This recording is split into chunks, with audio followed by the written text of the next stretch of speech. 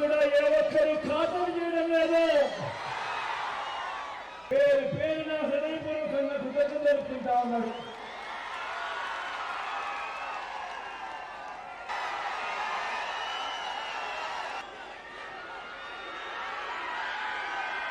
ఈ ఎన్నికల్లో మీ ఓటు వచ్చే 5 సంవత్సరాల మీ ఇంటింటి అభివృద్ధిని, పేదల భవిష్యత్తుని నిర్ణయించబోయే ఎన్నికలు అని మీ అందరూ కూడా గుర్తుపెట్టుకోమని కోరుతా ఉన్నా. మరోసారి ఓటు వేయడానికి మీరంతా సిద్ధమేనా?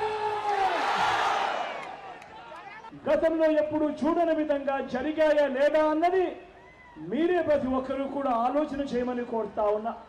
2 బటన్లు దాని మీద పెట్టాలి. 175 175 సంధిస్తారు. 25 ఎంపీలకు 25 ఎంపిస్తారు.